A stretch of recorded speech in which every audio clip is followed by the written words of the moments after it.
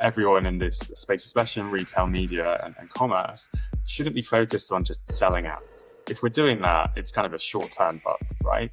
We should be creating really memorable experiences for customers to engage with brands and to discover brands, and then to ultimately, hopefully, be long-term lovers of that brand and buying that product, whether it is stuff in a grocery store, or whether it's your favorite piece of tech, or whether it's going on a destination and engaging with those travel companies that are part of that journey.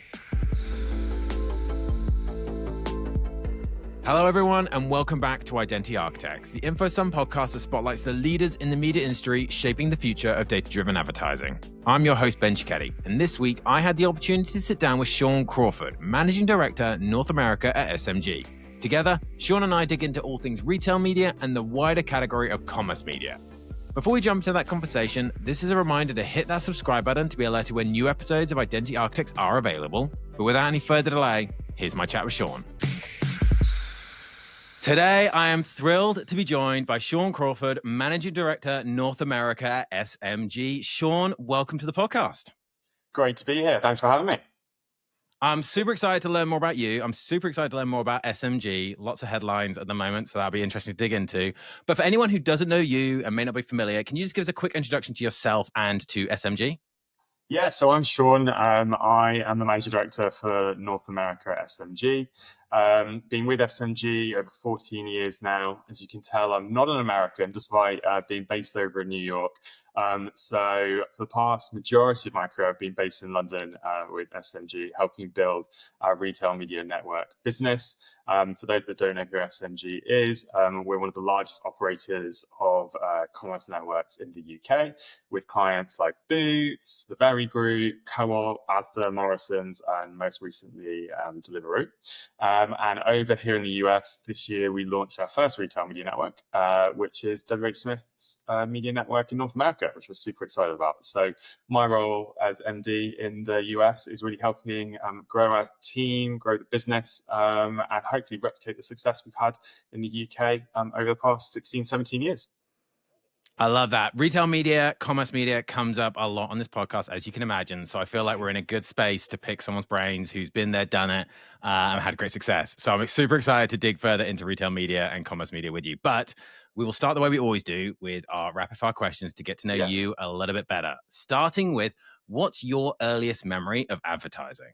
Okay, so this is a good one. I have to really think about this one, because you go back into your kind of childhood and you start thinking about memories. And for me, it'd be Disney. I actually grew up in Germany. My dad's job took us there. And so we actually quite limited TV opportunities that were in the English language, but we somehow had the Disney Channel. And I remember loving the Disney Channel as a little kid, and wanting to go to the theme parks and wanting all the toys. And there was a Disney store in Munich that we would go to. And in essence, the Disney Channel is advertising. It's advertising to kids to create that pester power to go, I want, that cuddly toy. I want that action set. I want to go to the theme park. I want to go on the Disney cruise liner.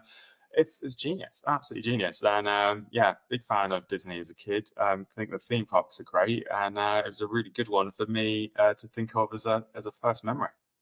Yeah, I love that. I think Disney was probably ahead of its time from what's now called content marketing, which is generating content that's actually designed to drive business somewhere else, which they were obviously doing incredibly successfully. I agree. So you take yourself back to those days, watching the Disney Channel, pestering your parents to take you to Disneyland. What did you want to be when you were younger?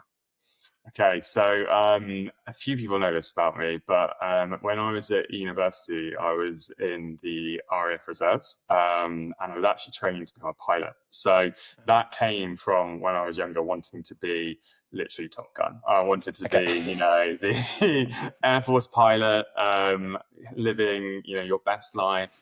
And I guess achieving everything that Tom Cruise achieves in those movies. But it wasn't meant to be. And I then moved into advertising, which is an interesting segue. But yeah, that absolutely is what I wanted to be. I wanted to be an Air Force pilot. Let's explore that segue then. What was the impetus, and what was your kind of first job in either advertising or marketing? Yeah, so as part of my degree, I did a year back in Germany. So having lived there as a kid, I went back to Germany and was like, right, let's work there as part of my degree. And so I did a year in industry with Continental. They're the tire company. Everyone kind of knows them from that. But they do a lot of technology product and innovation behind that in the automotive and wider industry as well. And I did this internship, which allowed me to go through every department. And it was Nice. really interesting because I got to experience different, industries, different people who'd worked in those areas, and also work with other people who were doing other kind of internships, whether they were Germans at German universities or Brits who were doing their year abroad as well.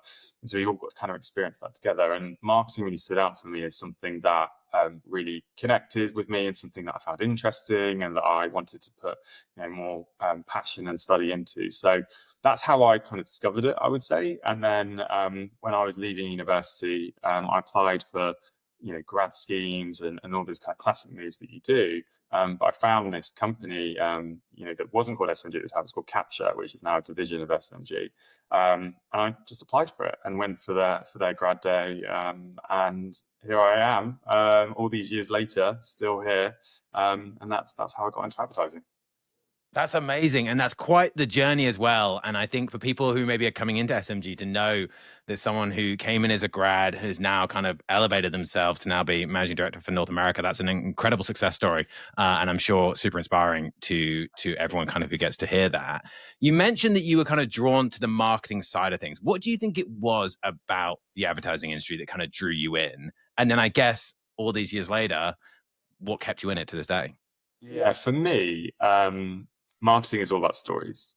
It's about creating stories that resonate with a consumer or a customer or an end user of a product. And I quite like creating stories. I quite like the idea that everyone in this space, especially in retail media and commerce, shouldn't be focused on just selling ads. If we're doing that, it's kind of a short-term buck, right? We should be creating really memorable experiences for customers to engage with brands and to discover brands, and then to ultimately, hopefully, be long-term lovers of that brand and buying that product, whether it is stuff in a grocery store or whether it's your favorite piece of tech or whether it's going on a destination and engaging with those travel companies that are part of that journey.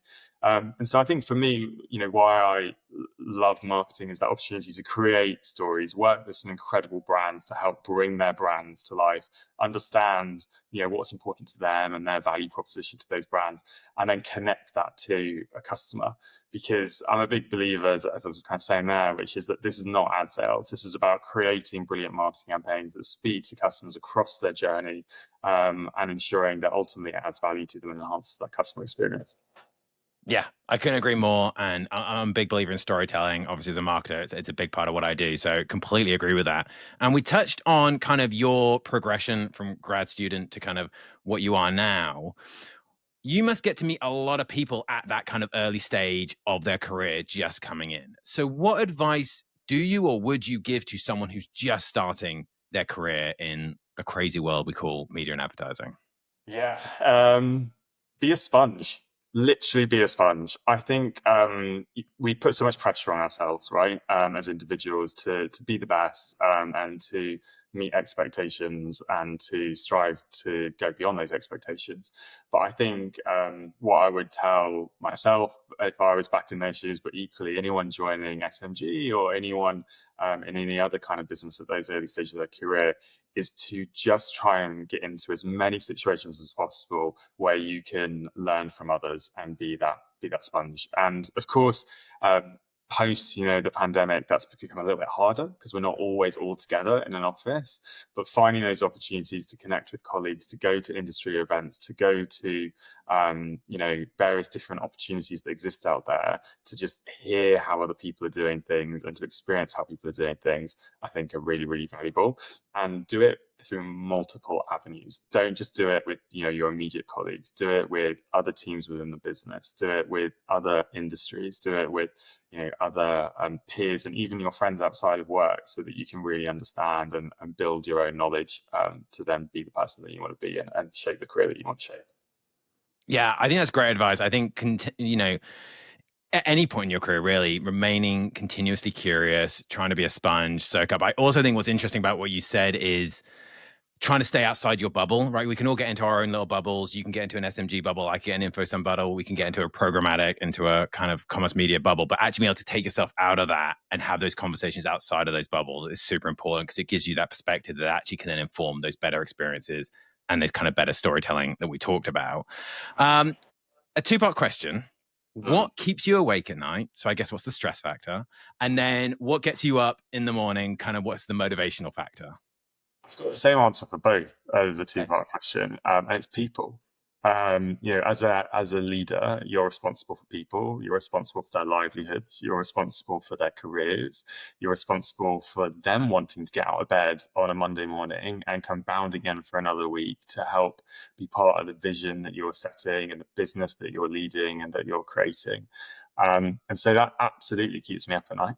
But it also motivates me and really encourages me to do what we're doing to make sure that we're creating a brilliant place to work, but also creating a difference in the advertising industry that has a meaning to it, and ultimately will provide a great experience to our clients and then ultimately that end customer again, who's experiencing the ad campaigns.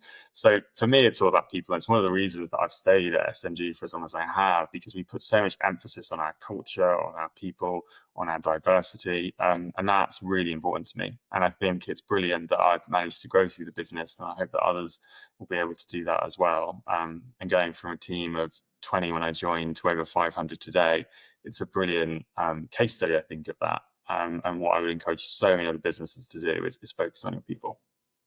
Yeah, I completely agree. I love it when the response to that is people, because I just think it's a reflection of who we are as companies, but also who we are as an industry. I think we're a very people-driven industry. You obviously mentioned people being sponges and people kind of educating themselves. And obviously one way we educate ourselves is, and one thing I've heard in the past, you only truly understand something if you can then describe it back to someone eloquently. So how would you describe, not to put you on the spot, but how would you describe what you do within media and advertising to a 10-year-old? To a 10-year-old, I would say what I do. I would say, would you like to discover something new and exciting? My job is to get you to find that new thing and to experience it and hopefully love it. That's And brilliant. hopefully keep it nice and short and sweet like that. Probably the attention span of a 10-year-old is about that. So that'll probably work. Hopefully they love that and then they go, great, let's go to the Disney store. There you go. Final of our rapid fire questions, and it's my personal favorite because it always gives me a little bit of a unique insight into everyone I get to speak to. If there was a song that was a soundtrack to your life, what would it be?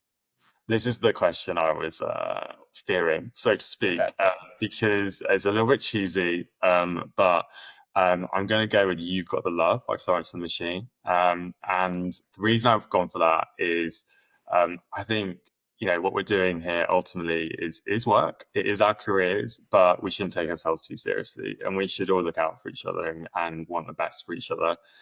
There are some much more serious jobs out there, people saving lives, people fighting crime, and people ultimately doing different things. What we're doing is ultimately advertising a product. And so if we can all do that with a little bit of love and look out for each other, I think we'll be in a good place.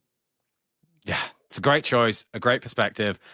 We have a playlist on Spotify that will get added to, so now everyone can enjoy that as well, and it will live on forever as your response. Yeah. We'll move on to some of the more topic-related questions, and clearly we're going to spend a lot of time talking about retail media, talking about commerce media as a broader category. But let's start at the beginning, because despite the recent hype over the last few years, the constant events and the constant headlines around it, retail media in itself isn't new. So how would you describe the evolution of retail media, and what changed over the last few years that suddenly kind of pushed it into the spotlight for everyone? Yeah, it's really interesting when people are like, oh, retail media is this new thing. It's only been around a couple of years. I couldn't disagree more with that. I think retail media has been around for decades. I mean, if you think about some of the earliest pioneers in the UK, Humby and Tesco, and what they did with club card data and creating experiences for the customers based on that data. You have networks that have existed for 10 plus years. We just didn't call them retail media networks. We didn't call them commerce networks. It could have been called trade or shopper marketing.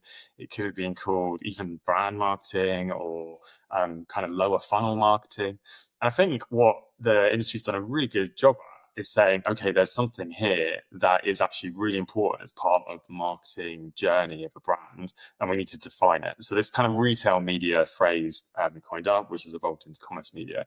I think we've all got a little bit hung up on saying, is it new? Is it old? What is it? How do you, what's included in it? What's not included in it? And I think for me, what's changed over the last couple of years is the power of data. The data has ultimately been allowing retail media networks, as well as those advertising with retail media networks, to make informed decisions on what they're doing with their advertising, and then being able to attribute that back to a sales point, whether that's physical retail or whether that's in e-commerce retail. And that, for me, is probably the crux of retail and commerce media. It's how can you link something back to a point of purchase? It doesn't always have to be closed loop. That is obviously perfection, and we would obviously like to get there. But I don't want perfection to be the enemy of good. As long as we can show that sales are increasing from a piece of media, I think that is how you then define retail media and link it to any channel that can be informed by data from a retailer or linked back to a point of purchase. Yeah, I agree. And I think kind of the explosion of what we now consider retail media and kind of how we categorize retail media has been super interesting. I think the impact of the pandemic on retail media was super interesting when suddenly a lot of these retailers became much more exclusively online, or a lot more consumer behavior, actually, I guess more than the retail themselves, the consumer behavior switched and they were shopping online a lot more. They were generating a lot more data. And that's why I think we've seen this kind of explosion of incredible retail media networks and media networks more generally that are kind of tapping into that potential, recognizing that potential. And you touched them already, and you've announced some incredible partnerships just over the last few months. The most recent ones being obviously Deliveroo here in the UK and WH Smith's in North America, as you touched on. What's the story kind of behind those partnerships? And can you just walk us through kind of how they come to life? Yeah, sure. So brilliant, obviously, this year to have announced two new partners, one in the US and one in the UK. I think the reason that retailers partner with SMG is that we really are that independent voice to help accelerate them. We're not owned by a retailer. And I think that gives us a point of difference versus some of the other players in this space. And it means that all of these retailers can almost benefit from the experience we've had over the last 17 or so years to really answer the questions that exist within setting up a retail media network or accelerating something they've already got. And that's kind of like the two paths that we normally enter. If I look at WH Smith in North America, they hadn't been doing retail media in any kind of shape or form. So it was about, how do we set this up? How do we go to market? What ad tech do we need? What data do we need to work with? How do we set up our measurement? And that is a big thing for a retailer to get their head around. You know, retailers are retailers. They sell product. They're not media companies. And so they look to SMG to help them become a media company. And I think that is a huge step that many people kind of think is going to be quite straightforward, but actually has huge amounts of organizational change to it, has a huge amount of different reporting and financial pressures to it, and also means that you need to start working with your advertisers in a different way. Remember, retailers talk about them as suppliers. They're suppliers, but actually in the media world, they're clients. You know, these are people who you need to advertise with you and you need to treat like clients and take for lunch and do these different things that you do in media to create those relationships and brilliant campaigns. So there's that kind of first bucket of partners where we go and set up those networks. And then you've got the second bucket where they're already doing retail media. Boots is a great example of that. Asda, a good example of that. Deliveroo, a good example of that. They're in that space already, but they aren't really accelerating and meeting the expectations that they set out at the start of their journey. And we come in there and we help really accelerate it with our expertise, our experience, our people, our tech partners, and ultimately ensure that those networks are continuously evolving and staying ahead of the game. The thing in commerce that I think is really interesting at the moment is there's just continuous advancement, whether that's in data, whether that's in tech, or whether that's just in knowledge of how to do this across the space. And so for these networks now to stay competitive when there's over 200 in existence, they need that continuous advisory and that continuous expertise to stay one step ahead of the competition. So that's why people, I think, use SMG, and why we're really obviously thrilled to have Delivery and WH Smith join our ranks this year. And I'm sure they won't be the last, and there'll be many more to come. Yeah, that's quite the tease at the end. So stay tuned to the SMG LinkedIn channel for news to come. Yeah, exactly. Retail media, obviously, I touched on it a little bit earlier on. It's in many ways, retail media has benefited from a swift switch in consumer behavior, and we've become, as consumers, digital first. And retail media is often thought of as digital first, but it is broader than that. How are you bridging the gap between digital and analog channels for retail media? This is something we're super passionate about. And I think I get very frustrated when I hear people saying that retail media is just a digital thing. It can only be a digital screen in a store, or just audio, or just on site, or just off site. I think retail media and commerce media as a whole for SMG is, as I said kind of earlier, any touch point that links to a point of purchase and is informed by data and measurement. And so I think because of that, it does include the analog channels as well as the digital channels. And it includes things that before we never thought of as retail media, like cardboard in store and, your point of sale fixturization, as well as your on-site and off-site. And I think the pandemic really did move a shift to consumers using their mobiles and using the internet in a different way to shop. But we've got to connect that journey up. There's nothing more frustrating for a consumer than getting a different experience in a digital world to a physical world. And so I think the retail media networks that are doing a brilliant job of this are actually working with our advertising partners to say, okay, how do you appear online with us? And how do you appear in our physical locations with us? And let's connect that up to ensure that it aligns with what merchandising and buying are doing in terms of trading priorities, what we as a retail partner are doing in terms of our brand and our message out to our customers, and then what you want to achieve with your KPIs, for example, like a new product launch or a rate of sale improvement and so on. And I think the retail media networks that look first and foremost at that brief and say, okay, what is a brand wanting to achieve? They can then ultimately go back to them and say, with that advertising budget, this is what we can do across all those channels. And it will be completely integrated into what we're doing as a retailer, into your product assortment, into your pricing strategy, and into our tone of voice. So that the customer, when they come in, wherever they interact with us, is ultimately going to get that same experience. And I think that's what's important. We should be focusing on that customer experience. And the retail media networks that focus on that are the ones that are going to win. Yeah, I agree. And it's also the retail media networks that can build those really close integrated relationships with the brands, to your point, where it's not just treating them as a client or even as a supplier. It's actually treating them as a partner in how they kind of bring these retail media networks and the kind of the media that appears within them to life. And you've mentioned that kind of any channel theoretically can be a retail media network as long as it connects to that point of purchase at the end. And we're seeing that play out. And how are you seeing that play out as we see kind of non-traditional players like travel and finance, especially in the US, actually enter into the kind of quote unquote retail media, commerce media space? Yeah, I mean, Direct is a great example of that, right? In travel, they don't actually have an e-commerce website. It is a in-store first network and supported by offsite channels with things like Meta, with the Trade Desk, with Yahoo. It's a completely different play to the normal kind of narrative actually in the US, which has been that retail media networks are focused on that kind of on-site journey and some in-store digital channels.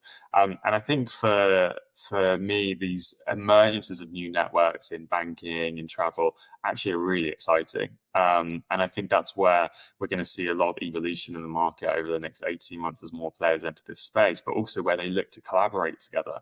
And they think about how they can connect up that journey of a customer. Uber doing some brilliant work with their kind of commerce network, that then linking into the airport when you take your Uber to the airport, hopefully past the WH Smith store, and then maybe get on a United, who have their own networks, airline, get onto their kind of media network, and then flow through maybe into a Marriott hotel who have their own network. Now, that's a really interesting data set there of people who are going through multiple different providers, multiple different networks, but who are all talking to the same customer who's going from A to B. and then going actually from B to A on their return journey as well. So there's some really interesting opportunities for marketers to talk to people across that journey and actually influence them. And I think with the advertisers that we've been speaking to in this space, they see it as a massive opportunity for awareness, a massive opportunity for trial. You know, when you're in that travel mindset, you're in a very different mindset to when you're going down to pick up your weekly groceries. So it's an opportunity to get in front of people in a different way. And I think that's why we're seeing these emergence of these networks. They have to be offering something incremental to what already exists. And so I do believe that everyone will win at this game. And it's going to be other networks that offer that differentiation, offer that transparency and measurement, and offer something that does create those unique experiences for advertisers to connect with customers. Yeah, I agree. And I think it's interesting to see all the different verticals, industries, channels that are kind of tapping into the success that's been proven in retail and how they can kind of tap into that. Anyone who's listened to this podcast for a while will know I'm a big in-game advertising fan. I believe in-game advertising is a massively untapped network, theoretically. So I think some of these industries, I'm sure we're going to see some already, but continuing to dip their toe in and prove that success is going to be super interesting. And this idea of kind of connected commerce keeps coming up, especially around data. And obviously at InfoSum, we're big believers in data collaboration. That's what we do. That's kind of at the heart of everything we do at InfoSum. So what role does data collaboration play in retail, in travel, and other sectors to ensure that 360-degree experience that you were talking about, that complete end-to-end experience? Yeah, I mean, data collaboration is super important, right? All of these partners hold powerful data sets that advertisers want to get their hands on because it allows them to minimize wastage in their advertising, but also allows them to ultimately connect with customers in the right way, in the right place, with the right message at the right time. And so I think people like yourselves are really helping bring that data to life, ensuring that it is usable in a responsible way that connects with customers. And I think the networks that we're working with are looking for ways to now use that data in a more collaborative fashion. I think the next evolution, which we were kind of alluding to a minute ago on the kind of new sectors entering the space, is going to be about how different networks partner together to offer scale. You know, scale is the next race as well. It's going to be about who's got the biggest data set that's going to unlock the advertiser that can then connect across multiple different sectors, especially in a market like North America that geographically is so large, right? As an advertiser, you can only work with so many networks. And so data collaboration is super important to be able to ensure that you're connecting across multiple different places and activating the places that are important for you as an advertiser. So I think, data collaboration is going to be key to everyone's retail media network strategies moving forward. And the ones that are putting the right architecture in place, the ones that are approaching data responsibly, and the ones that are offering the transparent measurement on top, in my opinion, are the ones who are going to do well off the back of it. Yeah, I think you're right. And something we're fond of saying at InfoSum is collaboration over competition. Like a lot of these companies would maybe potentially consider themselves competitors, but actually, ultimately, if they can come together and find a way to collaborate, it's better for the end consumer. And as you've touched on multiple times now, it is the consumer that kind of has to stay core to everything that we do. And I think retail media is helping us push that journey because it is so consumer centric and it's evolving rapidly as we've seen it kind of move into commerce media. And as you say, as we moved into other industries, where do you think, and this might be a hard question to answer, but where do you think retail media heads next, particularly kind of beyond online? What does it look like when you bring kind of the in-store experience even more in and offsite channels in? Where's the next kind of frontier, I guess? I think it does vary by market. And that's because the different markets are focused on different points of entry into retail media. So if you look at Europe, it's been very store focused. It's been about connecting with the majority of shoppers who are spending most of their money in a physical environment. So they've started at the store and then built off that ecosystem there onto on-site and off-site. And so when you compare that to like a North American market where it starts in a digital landscape and now they're moving to the store, you know, the North American market is very much advanced in that off-site space, whether it's in connected TV or whether it's through the kind of social platforms. They put a lot of time and energy into that to make sure that it ties up. So I think that to market has an opportunity to learn from each other, right? You know, like Europe learned from the North American market on the off-site digital side, and North America learned from the kind of UK and Europe side on the in-store. So I think firstly, it's about that. It's about the markets learning from each other and being open to that and seeing that there are different ways to do it in order to grow an omni-channel network. I think secondly, where we're going to see a lot is almost to the conversation we were having a moment ago about partnerships. Not everyone can do this by themselves. Not everyone can be a walled garden. Not everyone can be Amazon, nor should they be. Like, let's not all try and be Amazon. Like, that's not worth doing. Even in here, I'd say not everyone can be Walmart. Like, focus on what you're good at. Focus on what your point of differentiation is, but then look at where there's natural synergies in the market to help deliver that. Use an example of regional grocery in the US. A regional grocer up in the north collaborating with a regional grocer in the south could be super interesting to an advertiser. Their markets don't overlap, but it's a one point of entry to advertise and speak to people across two different geographical locations who are buying your product. That could be super interesting, but that doesn't exist right now. And likewise in travel, we spoke about connecting that journey up. There's opportunities there. There's opportunity in the kind of finance and banking space to then collaborate and look at how people are paying for things, and then linking that up into how people are using retail media networks. So there's a lot of collaboration opportunity. There's a lot of partnership opportunity, but there's also a lot to learn from both markets. Yeah, I think that's interesting, especially the idea that you've got the different ways that Europe and the US can learn from each other. And obviously, I'll do the plug for you that obviously SMG is very well placed for that, given the success you've had in Europe and the growth you're seeing in the US. That ability to kind of share that knowledge, obviously incredibly powerful. And the other thing that I think has been super interesting, and I always take note of it when I do these podcasts, is the constant bringing back to the consumer, which, as we touched on, sometimes the consumer can feel left out of the conversation. It's about, the buy side and the sell side, and kind of the consumer in the middle is kind of forgotten. How do you ensure as SMG that you are truly keeping the consumer at the center of the experience, especially in the kind of hyper-focused, privacy-centric industry we are now in? Yeah, I think it is all about the consumer. As I said earlier, it's not about ad sales. Like, people who approach this as just like sell space, get the maximum amount you can for it, and then target your teams to just sell space, I think are the ones that are just after the short-term buck and are not focusing on the long-term opportunity here. I think that the ones that are focusing on the consumer and creating genuine customer experiences that resonate with them, get customers coming back, right? Yeah. It creates that flywheel. It creates that opportunity to win people new to brand, to deepen your category share, to take away from your rivals ultimately, and then ensure brand authenticity, and also people becoming lovers of your brand. We go right back to what I was saying at the start about marketing and stories. This is what marketers want to achieve with their advertising. They want people to become fans of their brand and to pick it up every week in a grocery environment, or to become tech loyalists to that brand, or whatever it happens to be in whatever category. And to do that is where advertisers are spending millions and millions of dollars of advertising budget every year to try and create that. So retail media can very much do that and help and be part of that journey if we keep the customer in mind. I think as SMG, we always start with the brief. Start with the brief of what the advertiser wants to achieve. Start by understanding who they are. Treat it as a brand marketing campaign. Treat it as something that a media agency who's working with them as their retained agency, achieving their above the line objectives, would be looking at, and really, really understand that brief. And then overlay that with the retail partner and the commerce partner to go, how does this work in synergy? Where are there natural opportunities to combine together? And then create something that's going to resonate with the customer. And if you get that right, they're ultimately going to pick up the product, they're going to put it in their physical or e-commerce basket, and then they're going to do it again and again and again, and you've won that customer and created a great customer experience.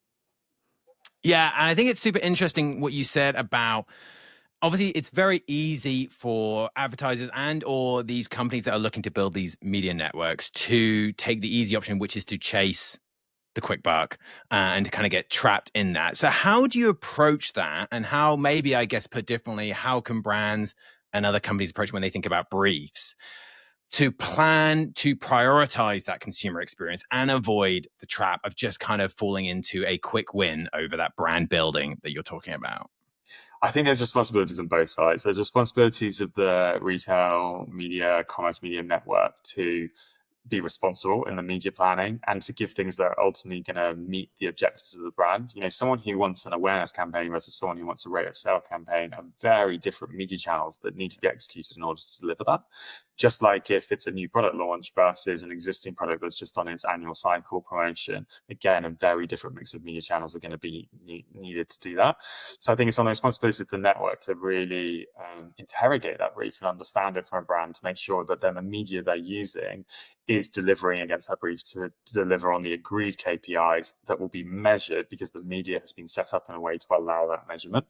If you don't set media up in the right way at the start, you can't measure it at the end. And so it all starts at this, starting point, which the retail media network teams and the retailers that we, operate are always looking at it first and foremost to ensure they can do that full cycle for the advertisers and give them that measurement at the end. I think for the advertisers, it's on them to ensure that they're pushing their retail media network partners to do the right thing for their brand and their sales objectives with that retail partner.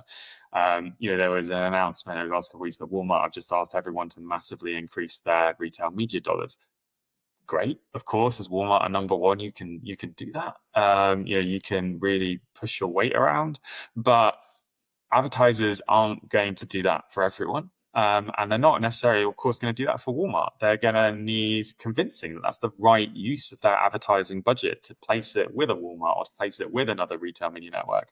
And so I do genuinely believe that for retail media to continue to thrive, continue to grow, to meet the holy grail of industry expectations that are out there, they have to focus on what the advertisers want and creating plans that then ultimately deliver against those KPIs. Because if you can do that for a marketeer, they'll give you more than your fair share. They'll give you incremental budget, and they will unlock it because you're a true media partner and you're not focusing on the quick advertising sale. You're focusing on creating their KPI objectives and delivering a return on their investment. Yeah, that makes total sense. Now, super interesting. And I also, one of the things that's struck me as you've been talking about the kind of the different dynamics that you have to deal with, right? So you kind of said this intersection of the retailer, the brand, sometimes a media partner as well in there, and then the shopper, the consumer that we know needs to kind of stay at the center of things. How do you navigate, obviously, multiple different interests there and different stakeholders there to deliver value while maintaining the trust of all the parties that are involved? Yeah, that's the unique thing about SMG. I think we sit in the middle of those three parties. Like you say, the retailer has ultimately employed us to help operate their retail media network. And so we're representing them, we're representing their brand, their values, and what they're wanting to achieve. And that's super important that we are true to that and that we are being the voice of that retailer. But at the same time, we're representing the advertisers who are deciding to spend money with us and the network. And it's important that we do a good job for them because they're the people who are ultimately paying to be a part of that advertising network. And I think the beauty of SMG sitting in the middle is that we can be that independent voice. We can really share what the retailer wants to achieve. And as we're not owned by the retailer, it's not a biased opinion or it's a very much independent view. And then with the brand, we can say, look, this is what the retailer's trying to achieve. This is what they'd like to see from you. We hear you on what you're trying to achieve over there. I can feed that back in and let me work with the retailer on that, and we can find a middle ground. And so you become this kind of central point that people do trust because you haven't got an affinity to any individual party, you haven't got any vested interest, but you're ultimately trying to do the best thing for that advertiser and the best thing for the retailer, because both have to get a return in this for the flywheel of the network to run, but also for the advertiser to keep putting money into that flywheel. So I think any kind of network that is too on one side or the other isn't going to win, because they've got to remember that they're serving the advertisers and they're also trying to serve the retail network. And that's why I think the SMG model works beautifully to help do that. And then, of course, as we talked lots about here, it's about the end shopper. Both need to be, whether they're a retailer or the advertiser, directed by what the shopper wants. If we're not doing what that shopper, that consumer, that customer wants, why are we even doing it? Like it's not about a checkbox exercise for your brand or for your retailer. It should be about creating that brilliant customer experience for them to buy your product. And so that almost acts as the North Star. The customer is the North Star. And that helps that triangle all talk to each other and ensure that we're all doing the same thing that achieves the objectives that everyone wants to achieve. Yeah, I agree. And I love that approach. And clearly, we could talk retail media, we could talk commerce media for hours, I suspect. And we've seen the number of events that have run about it. I've seen you speak multiple times about it. So it's definitely a hot topic. But I'd like to switch gears to another topic that's very near and dear to my heart. And I know it's very near and dear to the SMG heart. And I know I've seen your CEO, Sam Knights, be very vocal about the importance of building that strong internal culture that's clearly worked for you to have kind of grown your career there, as an example, and remaining committed to diversity, equity, and inclusion. Yeah. Why is that, from your perspective, important to SMG's identity, regardless of the political climate, let's put it that way? And how are you supporting those communities? Like, I know you're involved in the Women in Retail Media Collective. So kind of what's the thinking there? I think quite simply, diversity makes us stronger. It's nothing to fear. It's something that actually brings multiple talents and multiple perspectives into a business. I think the biggest flaw any business can fall into is just having lookalikes of each other and robots of each other. When you're in a leadership team, which I'm part of at SMG, you want to have different voices, you want to have different perspectives, you want to have different experiences and different talents. And I'm really proud that our leadership team and the vast percentage of our kind of director positions in our business are actually held by female role models that I actually look up to and I think contribute some incredible diverse thought thinking to our business. And DE&I crosses so many different categories, right? And we all know that there's different pressures on those different categories at different times from an economic and political climate point of view. But what I'm really proud of is that we are proud of diversity at SMG. We recruit on a vast array of different diversity talents, and it's important to do that. And we remain really committed to doing that because we do believe, as I said right at the start of this kind of segment, that diversity makes us stronger. And it's one of the reasons that I've stayed at SMG so long, because we really do believe that and live and breathe that. Yeah, I love that. And obviously, as I say, it's very close to me. It's something that I'm very passionate about. And I always feel very strongly and very warmly about companies that have kind of continued their commitment to DE&I. And we all know what kind of the opposite to DE&I would be. And therefore, that continued commitment to it is incredibly important.